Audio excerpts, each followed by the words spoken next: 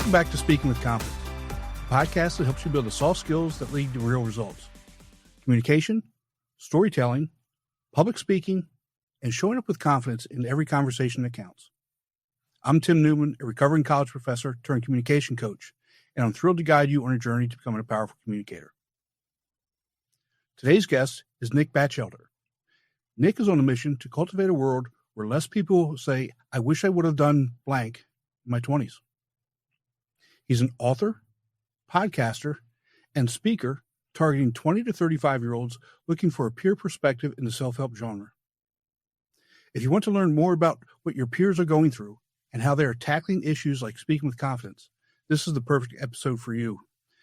Nick, welcome to the show. You are officially the youngest guest we've had, and you come with intimate knowledge of what people like me are talking about for people in your generation. Tim, thank you for having me. I'm excited. That's an honor. 21. Yeah, recently turned 21.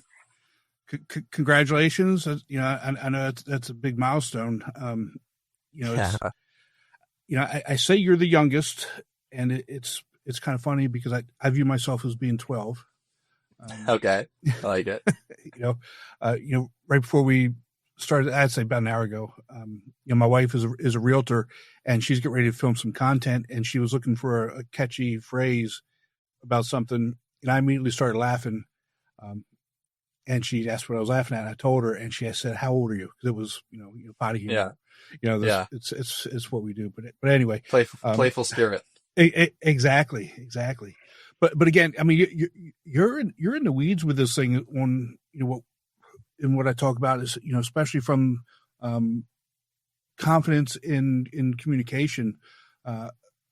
So I also think that you yourself, and I mentioned this to you when we spoke.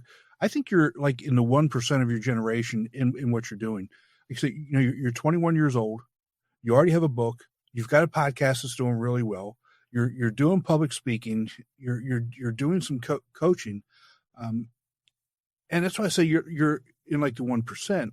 Now, I think your generation is, and I told you this, is probably the smartest and most entrepreneurial. But where I think your generation falls down is in that communication piece. What do you see amongst your peers from that perspective? I agree. I think we have a lot of energy and a lot of passion. And I think ultimately where we fall short is because of this digital age, we're starting to lose that communication piece. And I would say more so the in-person communication piece. One of the biggest things that I see with my peers is it's never been easier to avoid in-person interaction if you wanted to, right? Like if you really want to, like you can stay inside all day. Like you don't need to take class. I can take online classes. I can DoorDash food to my door, right? I can meet friends on Xbox. Like I don't need to go out to the cafeteria or the bars.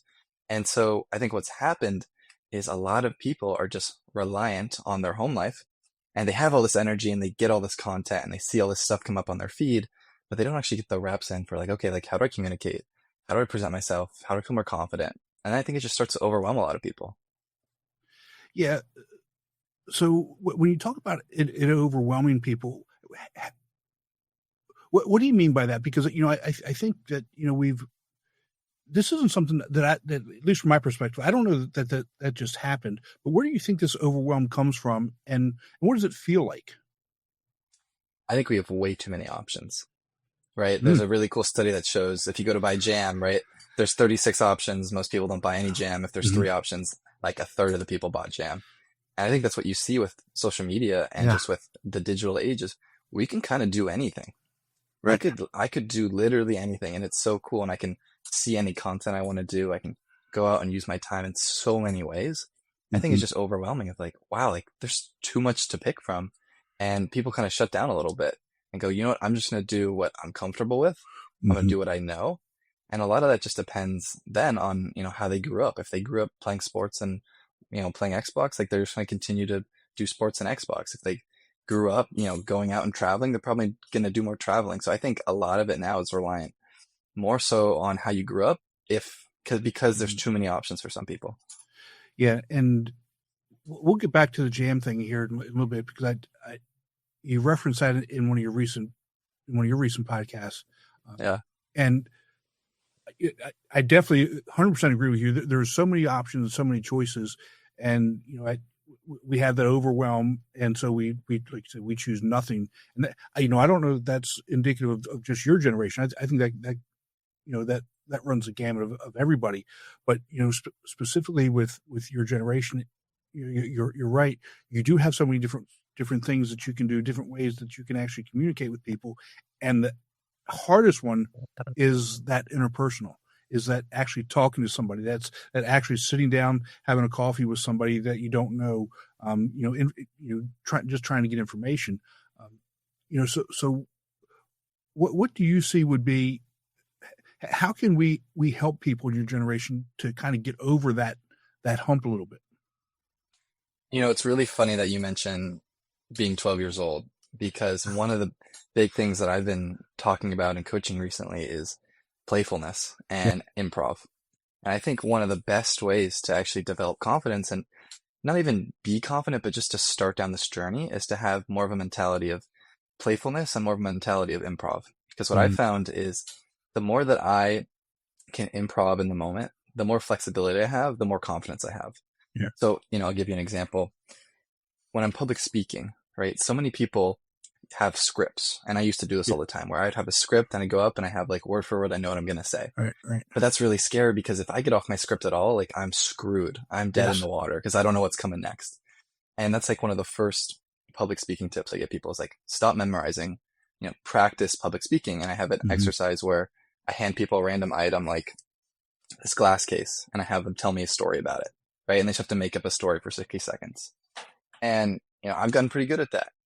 And what I've noticed is, the better I get at improv and being able to think on my feet, the more confident I am that I can go into any situation and like be okay, right? Like, okay, I'm going to figure out what to say. I'm going to figure out what to do. Right. Right. And where do you think that whole idea comes from? From you, was there a moment in your life that kind of pushed you um, into this realm of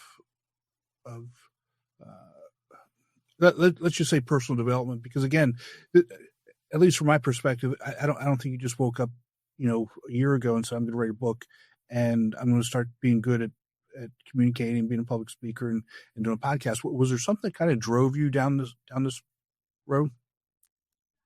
It was a culmination of a lot of little things. I think when I went to college, that was a big part of it, because I was on my Mm-hmm. own for the first time, and it kind of felt like, kind of turning a new leaf, new chapter of my life. And I was like, okay, like I want to start this chapter different. And I think it was a combination of, one, I was like, all right, I have a fresh start. Two, there's a lot of holes that I want to fill. Mm-hmm. I think I had really good awareness. I think I've always had good awareness. And I think when I got to college, like I was very aware of what I was lacking. Like I did Mm-hmm. not have good, communication skills. I wasn't, very confident. I wasn't good at reading. I wasn't really trying to develop myself. And I think I had just had enough of that. And I was like, all right, I'm kind of over it. Okay. And I say third, I just had a lot of good role models. I have a lot of good role models in my family and my parents' friends that I've got to grow up around and see them develop. And I'd say that combination of those three kind of came together right when I got to college, and was a perfect little storm. Mm-hmm. So of your peers, how many of them, do you think have that, and I'm glad you brought up the whole idea of awareness, because awareness takes on a number of different shapes and Yeah. sizes and scenarios. How many how many people in your friend group, in your age group, in your peer group, do you think notice or develop that awareness, or have developed that awareness? I think it's different, because I'd say there's two, like, I would say more than you think have the awareness, Mm-hmm. just not that many actually act on it. Okay. I would say, I would say probably anywhere from half to 2/3 would be my guess of people who have that awareness of, you know, they need to develop, or what they're missing, or what they could get better at. And I say the biggest difference is probably only like 20% to 30% are acting on it, right? Or actively Mm-hmm. going, okay, like I want to change, or I see this and I feel motivated enough to change. Right. And that can be different. Sometimes something bad enough happens and it motivates you to change. Sometimes you just Mm-hmm. have a lot of really good people around you that are crushing it, and you're going, well, if they're doing it, I want to do it. Right. And it, depends on the individual circumstances, but I would say more than you think are aware of it, and just not that many are actively acting on it. So what are some of the reasons that they're not acting on it? Is it does it run the gamut of they don't know what to do, they don't know the steps, they don't know who to go to? What are some of the reasoning behind that? I think it's just hard, and I think we're just innately lazy creatures, like just by Mm. our being, like we don't want to do things, right? We're going to take the path of least resistance. One of the endeavors I went on for a while was career development help for college students. Okay. And I was having a really hard time actually getting people to engage with me outside of the presentations. I'd kind of show up, I'd give the presentation, I'd be like, hey, if you want more help, like reach out to me, I'm here. Mm-hmm. And no one would reach out. And I was like, why is this? And it's one of those things where it's like there's so many resources out there. For example, with professional development, the school Right. offers resources. I was being a resource, and people weren't reaching out. And it was ultimately because, one, it's just hard and it takes effort, and two, it's just scary for some people. And so I would say those are the two biggest things. It's like it's either just too hard and they don't have Mm-hmm. enough umph or motivation or accountability to get there, and two, they're just maybe scared of it. Yeah. Yeah. That whole idea of being scared of it, for whatever reason, right? I mean, it could be any number of reasons why they're fearful, right? It could be they don't want to look stupid, they don't want to sound stupid, they don't want to look incompetent.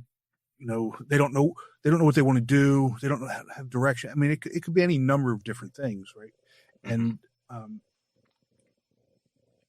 And I get that's a really big hurdle and a hump, and I would say that from my perspective, that goes for every generation. I Mm-hmm. think that there are, depending on where you are in life, you have those hurdles, you have those barriers to success that I think that we put up ourselves, right? Because nobody is telling you that you can't do something, or if they are, you're not listening to it, right? When you don't do something, it's because you're telling yourself that you can't do it, or you don't want to do it, or what have you. And that whole idea of the imposter syndrome, with that internal self-talk, I think it's more us than society or outside people telling us that we can't do something, or you shouldn't do this, or you shouldn't do that. Yeah, I completely agree. And I think one of the other factors, kind of touching on it's easier to avoid people than ever, is I think my generation has just been tested less, right? Like Oh yeah. we weren't like as kids, like sent out onto the street to play and go figure things out and be all independent, right? I think that's part of Yeah. it too. Of like we just had less experiences where we'd had to put ourselves out there and face fearful things for a lot of people. Yeah. And I think that's starting to catch up to you when you get older of like, all right, now's the time. You don't have anyone to look after you. Like you have to go do the scary thing, whether you want to or not. And I think it just it takes longer for some people because maybe they didn't have that experience growing up. Yeah, dude, you're so right. And when you look at the differences in generations, I mean, not even talk about your generation, my generation, because that's a huge difference, right? Because we were the generation that we're told to go away, to go outside and play, and you better be back, just come back when it gets when the street lights come on, and I don't really care what happens in between there, just don't get arrested or get hurt, and and now young people today, they're so structured. They're never not supervised Yeah. by somebody, right? Whether it's a teacher, whether it's a parent, whether it's a babysitter, whatever it is, they're supervised and very, very structured. There's no just free playtime Yeah. either. Yeah. No, I completely agree. I think the most freedom I had growing up was I rode my bike to school for a couple of years, right? I think we were like literally a minute from school, right? But like Yeah. that experience was great and I loved it. Um, yeah, that's just with the times are kind of going away. Yeah, and for many reasons, Yeah. it's. I mean, it's. I'm not saying that it's all bad that things are like that, but there are consequences for everything, right? But both good and bad. It doesn't matter what we choose or what we do, what we don't do. There's both good and bad consequences to that. How have your peers reacted to you in in the things that you're doing and in your success. Because, again, they've got to see you and say, wow, Nick Yeah, is killing it. I would say 90% of it has been very, very nice feedback. Yeah, everyone's very kind, especially when they hear about like, oh, like you wrote a book, you're 21. Like that's very, I get a lot of positive feedback like that, and I do really appreciate it. And that was one of the biggest fears too of writing something like that and putting that out to the world of like, wow, like one, like everyone's gonna go, okay, how is this gonna be received? Mhm. But I think I thought about it a little longer just because I'm in college and I'm in this kind of bubble where like everyone I know is going to know about it, right? And like there's Right. just everyone's attached in so many more ways than they would be when I'm out in the real world. Mhm. And so like I was like, all right, if I do this, like everyone's going to know about it. Everything that I write in here is public knowledge now. And that was really scary. But thankfully everyone, I'd say 90% of the feedback I get is great. And 10% is hate stuff that I could care less about and that I don't even read, right? Yeah. It's kind of funny in a way. I look at things like this, that, when you look at feedback like that, you know, you take the really good stuff, the outlier good stuff, and the bad stuff, and you throw that away because it's either these people really love you and they're going to say great things about you. Doesn't matter what you do, right? I mean, you could, what doesn't really matter, and it's great. I'm not discounting that at all, but in terms of personal growth, sometimes that's not very helpful, right? And then you take the other side that's bad. It doesn't matter what you say or do, and the comments are just not helpful at all. And then if you focus on those things that are in between, that's where I think you're going to get the best feedback to be able to go and improve on whatever it is that you're doing. Either, wow, keep doing this because this seems to be working, or maybe work on this over here, make some of these tweaks, and that's how we're going to get better. Yeah, no, I love that you said that. And that's actually something I use for like my physical appearance sometimes with confidence. Is that's one of like the biggest things, especially with young people, and Mm-hmm. that I deal with all the time. Like, okay, like how do I look? Like I want to like look good in the morning, or sometimes I'm like, I don't feel like I look great. And I genuinely tell myself, I'll be like, on days where I feel like I look great, I'm like, hey, like you don't look quite as good as you think. And on days when I look bad, I'm like, hey, you don't look quite as bad as you think. Like it's always somewhere in the middle. Like you're good. Like, and I love that framework. Yeah, but that so that piece right there to me is something that I don't know that I'll ever understand. It's probably just because this is just my face and this is how I look. I mean, there's not a lot you could do with this face, right? But what your generation does is put so much effort, emphasis on how you look and what other people think that you look, how other people view you and how you look and what you do. When, especially from the digital perspective, 99% of these people don't know you, Yeah. and we put so much of of who we are into what people who we don't even know whose opinion. Yeah. It's funny you mentioned that. I was talking about this on one of my recent podcast episodes. We were talking about like Instagram, and I was really reflecting on like how Mhm. my main Instagram page is like so fake. Yeah. Because now that I have two Instagram pages, right? I have my professional one, and then I have Mhm. like my me one. And I was reflecting on it. I was like, wow, like the content that I post on my professional one, I would never post on my other one because it's like too vulnerable, it's too real, it's too me, right? Like the other one is really just like, hey, here are my highlights. Here's what I want you to think about me. And when I started both the second account, I really saw like how fake the other one was. I'm like, wow, this really isn't me at all.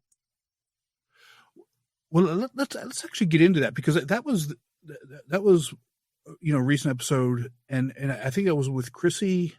Yeah, Chrissy Desmond. Yeah. Okay, and there was a lot of really good points in there that you talked about. And, that being one of them. And I don't know.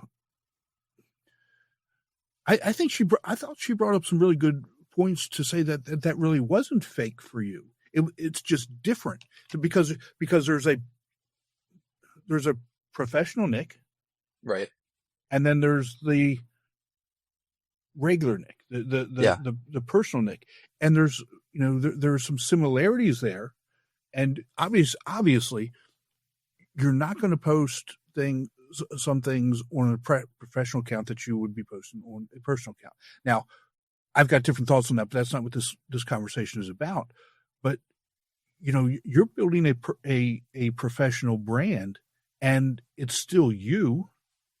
It still has the undertones of you, right? And you're not posting anything that you don't truly think or feel.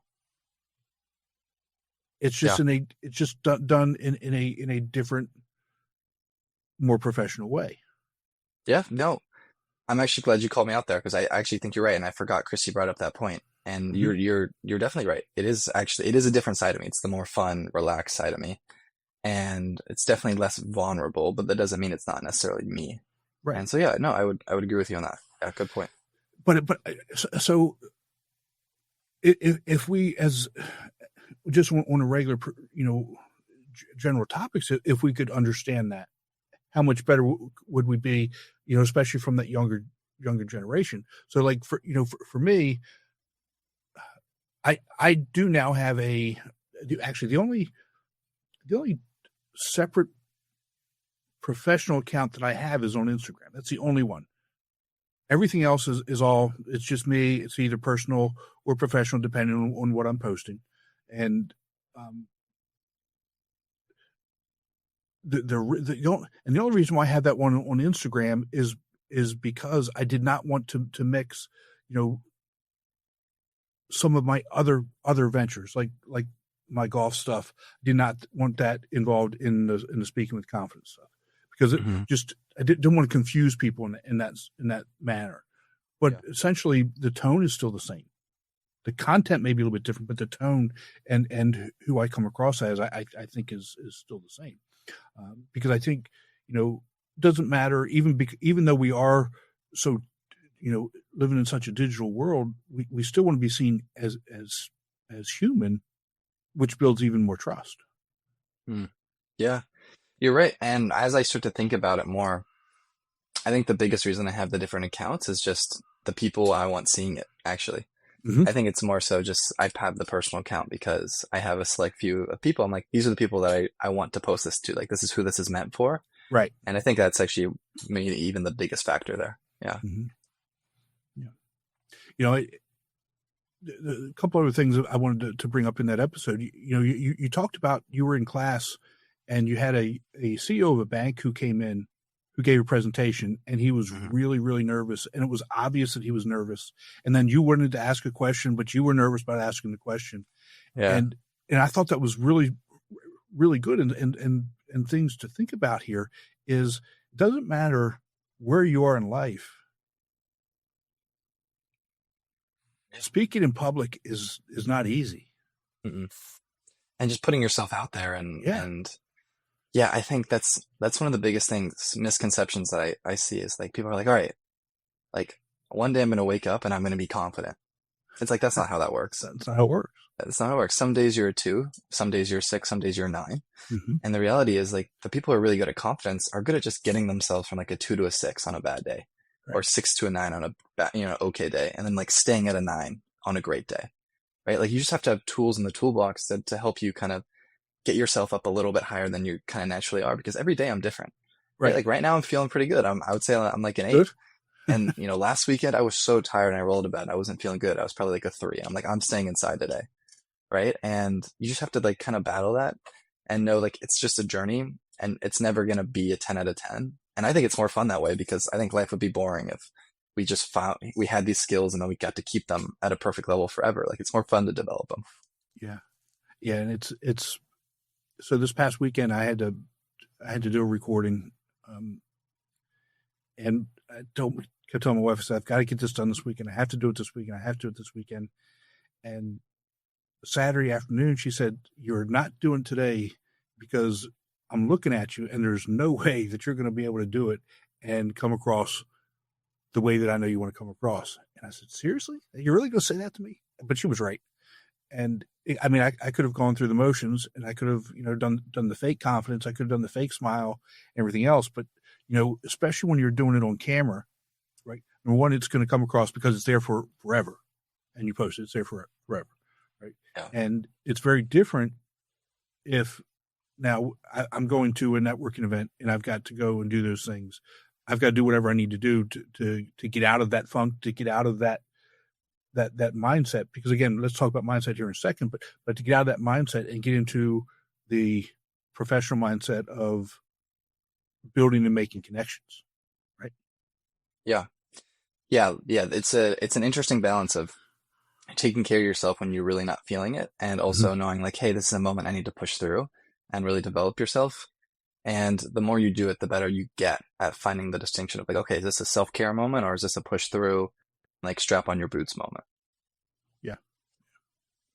So let's talk about mindset and building connections, because that's, to me, it's something, as a former college professor, I would talk about a ton, in how important building a network and building personal relationships and connections are, and how it does take a certain mindset to be able to do that. You can't go, let's just say, for example, you can't go to a networking event, hang out up against the wall, have your drink and eat some crackers or cheese or whatever it is, Yeah. and expect that people are going to come up to you and start building connections. You have to be the one to go out and initiate those things. Yeah. And it applies everywhere, right? If you're, Yeah, at the bar, like people, someone, a girl's not going to walk up to you if you're just sitting in the bar in the corner, right? Like same with networking. It's same with making friends at a club, right? If you're joining a club for the first time, like you have to go exactly. talk to these members. But it's scary and it's new and it's intimidating for a lot of people. And you really do have to start taking baby steps to like kind of Mm-hmm. get used to that and get, feel like that's something you're good at. And like we were just saying with public speaking confidence, it's never going to be it's never going to be like the easiest thing ever. I mean, maybe if you do it Right. for your whole life. I still get nervous all the time about it. And I do this all the time. Yeah. Well, I hate it. Dude, I'm an introvert. I mean, I would rather poke myself in the eyeballs with a toothpick than go to a networking event. And that's just the Yeah. God's honest truth. I Yeah. mean, I just I hate doing it. I don't like doing it. But there's that other piece. At some point, as an adult and as a professional, there are things that you have to do in life, and so you better, if you're going to do it, do it. I mean, do what you need to do to go and be good at it, and do the things that you need to do so that you can go and be successful. Because if you let these things stop you, you're never ever going to be successful. Yeah. One of the things I've been thinking about is like, okay, like the people that go to networking events and like kill it, like why are they killing it? It's like, well, a lot of those people just want to be there and they love it, right? And it's kind of fun for them, right? Like this, the uber extroverts. Right.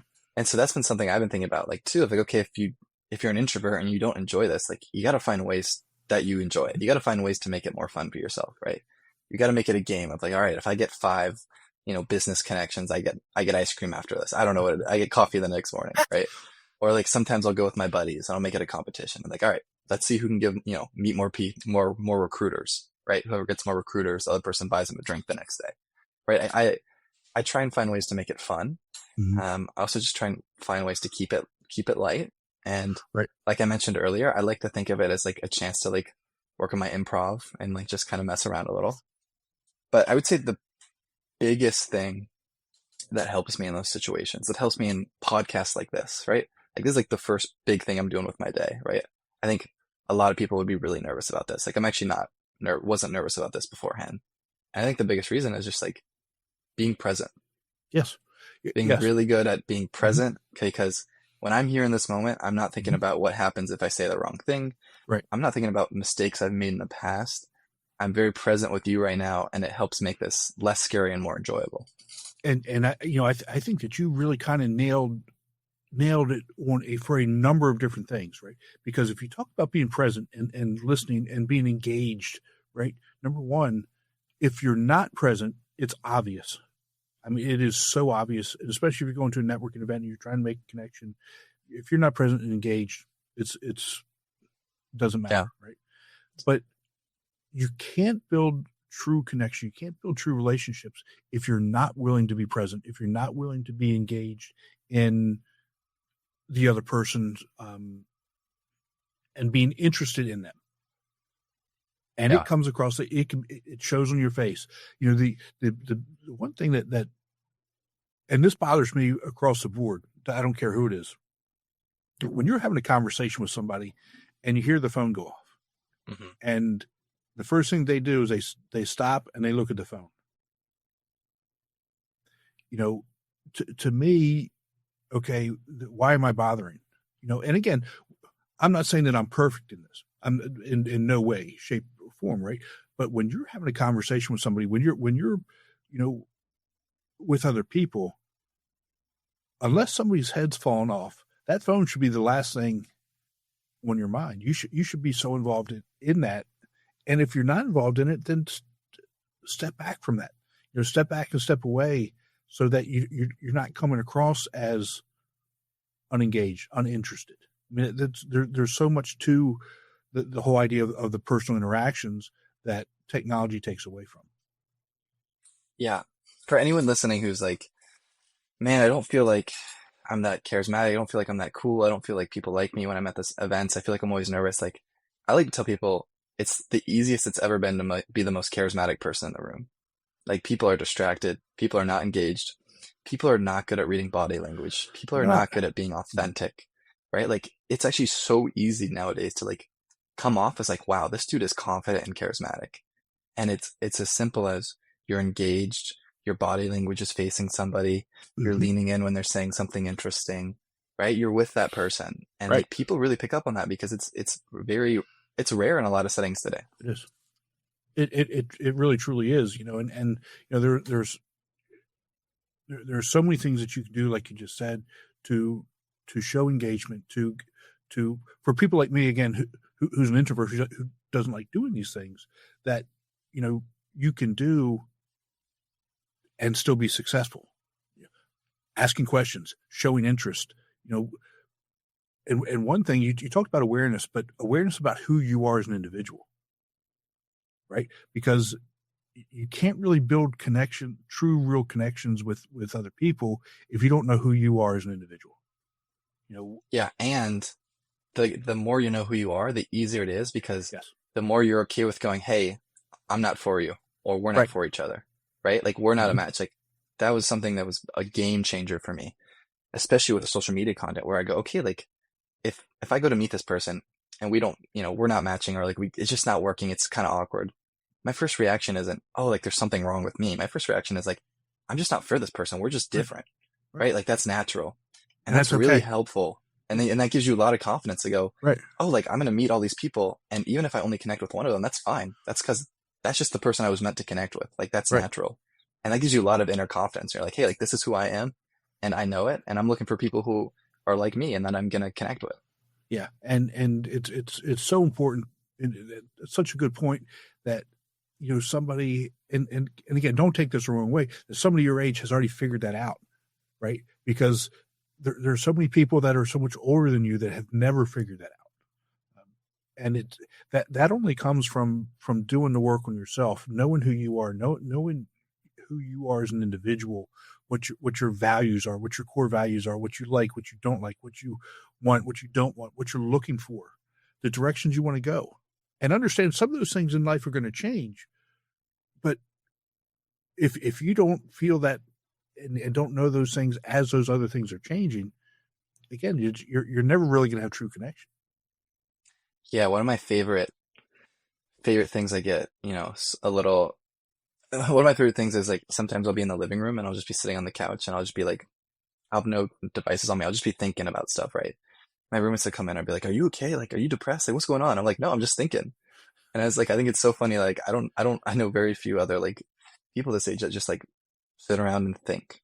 And I think that's a big part of it too. Of like, the more time you spend with yourself, the more confident you get. I think is Yeah. a big part of it. Like, once you get to know you, that's a great way to get to know you. It's just sitting around for a bit and going for a walk and just thinking about things that you find curious too, and just, you know, working your mind and getting it sharper and all that stuff. Just all those little things accumulate, right? It's never one big thing. Right. It's always a Yeah. little bit of X, a little bit of Y, a little bit of Z. Yeah. And a lot of people nowadays are like, all right, give me the big fix. Like, give me the thing. Give me What's the one thing I need? Easy fix. They want something What's easy. the one thing I need? Yeah. Yeah. And that's just not how it goes. And like you mentioned, like a lot of people in their 40s and 50s and maybe 60s, like don't even know this yet. Yeah. And that's why my mission statement is like, hey, like I want to teach people now, because think about the kind of change you can make once you have that. right? Like so many doors open Yeah. up, and I'm going to have so many more options in life because I have it at 21 Yeah. than if I had learned it at 41. And my goal is to get that into as many people as possible, and that hopefully being a peer, they'll listen to me a little more than, 50-year-old telling them. And, and I'm with you. I hope they do too. And that's also why it's so important, at least from my perspective, that you're doing this, because, I could tell them 1,000 times, right? And then you come and you say the exact same words in the exact same language, exact same words, exact same phrasing, exact same tone, and you touch them. Where if I do it, it's over their head for whatever reason. And whatever it takes to get through, to get people to, and I say that like it's a bad thing to get through to them, but that's not exactly what I mean. It's like you're in trouble. I'm trying to get through to you, but that's not exactly what I'm talking about. But it's whatever's going to resonate with somebody is really all that matters to me. I don't care who says it. I don't care who does it, but as long as you get it from somewhere and you hear it from somebody that these are the things I need to be doing or I should be doing, that's all I care about.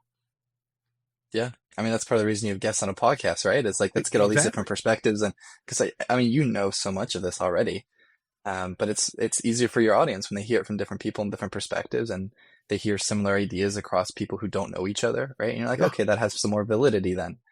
And yeah, I think part of the reason too, people my age listen to me a little more is like, after this call, I got econ homework and then I'm going to office hours, right?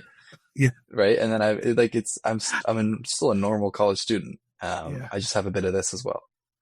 And it's funny you say that's what you're doing. I mean, I don't know how you find time to do all these things. And, one of the things that you said to me when we did our pre-interview talk is that you read a lot of books, which to me is great. I mean, I think of the things that really move us forward are, to me, some of the most important are reading books and asking questions. Reading books and asking questions, I think, are two of the biggest things that move us forward. And to find somebody, again, and I don't want this to sound bad because I'm not putting your generation down, but one problem that I have with your generation is you don't like to read. You don't read. Yeah. Don't read at all. No, I try and give my friends books all the time. They won't read it.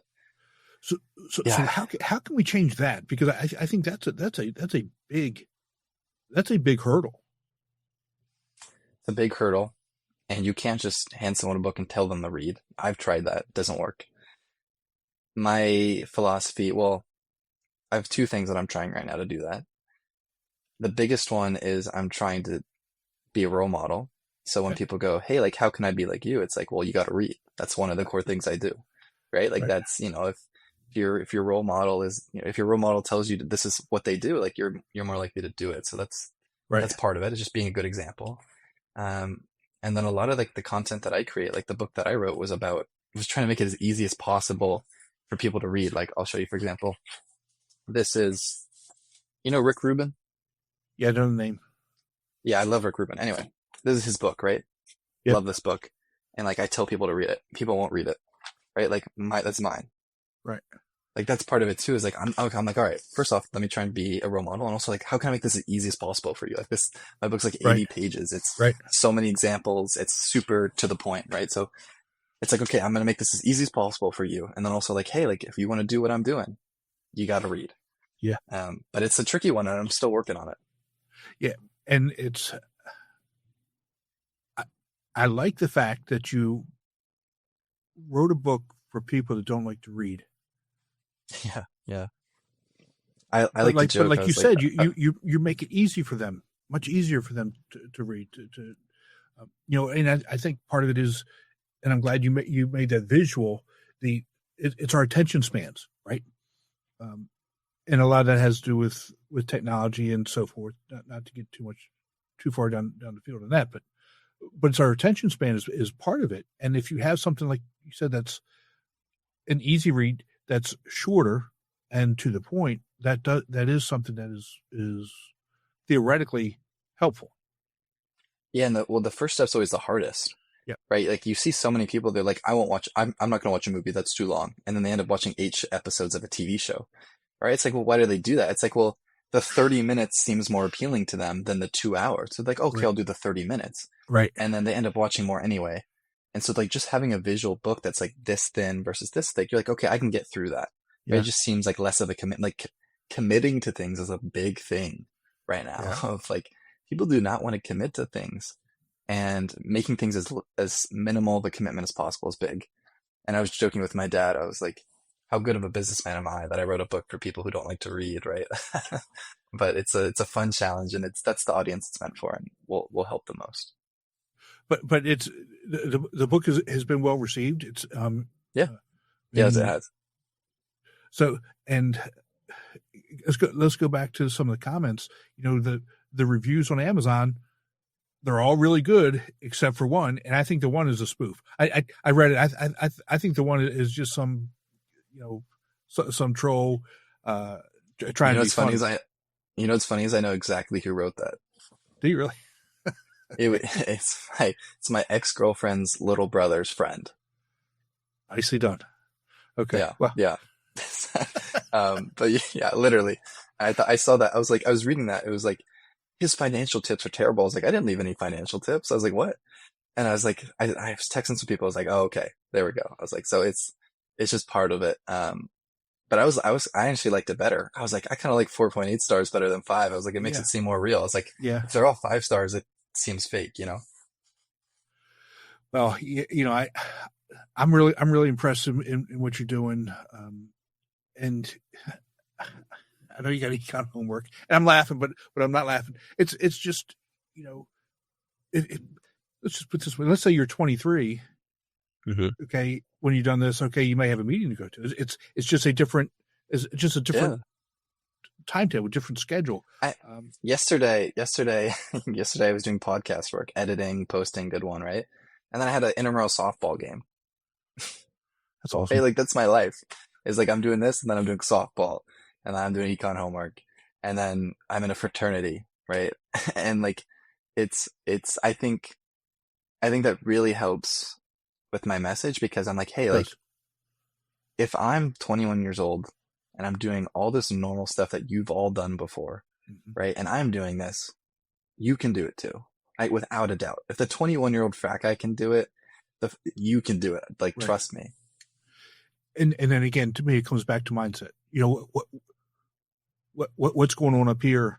You know, what is it that you have to? What's that switch to make a commitment, to get over the hump, whatever it is? Because we all have our thing, right? It doesn't matter.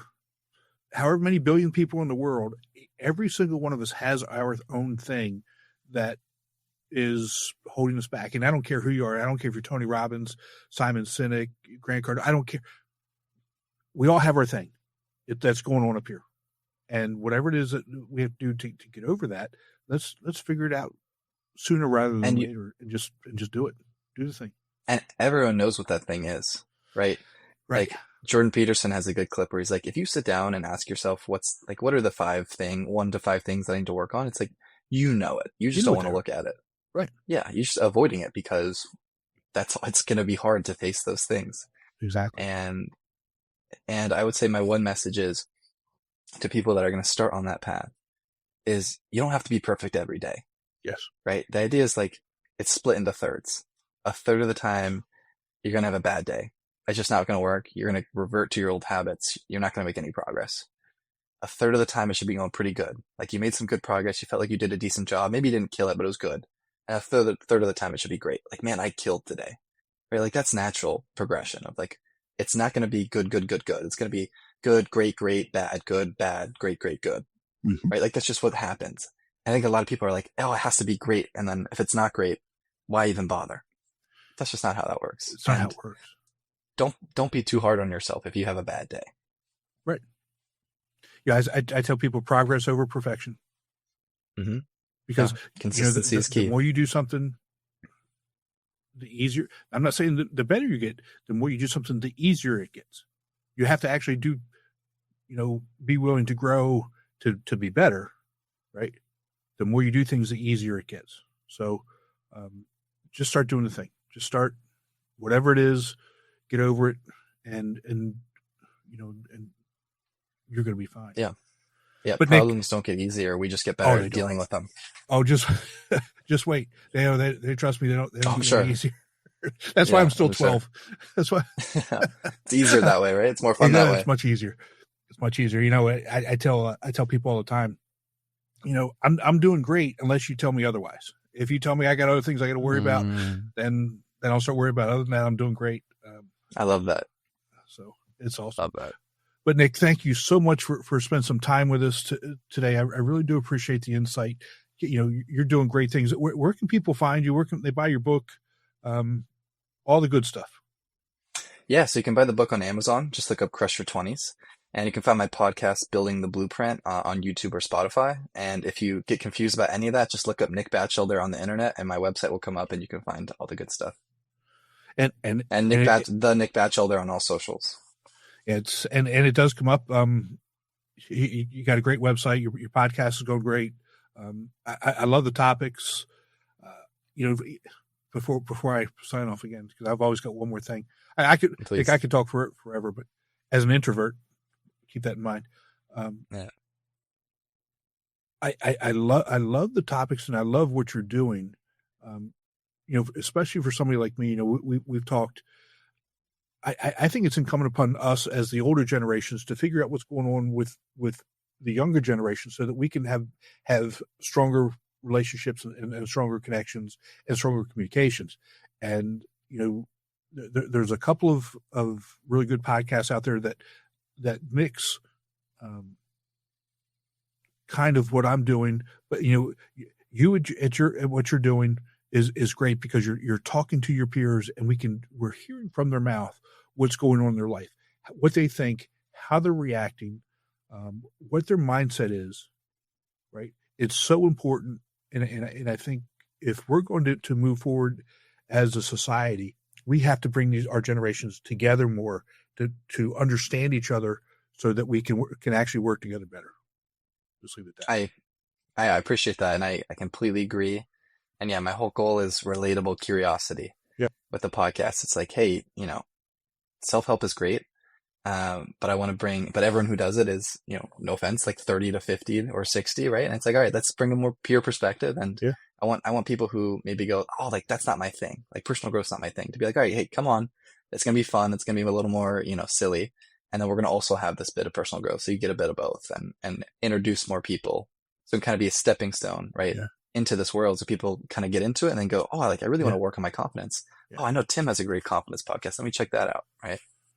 I appreciate it. So do you have, is that some of the conversations you have with getting your guests on?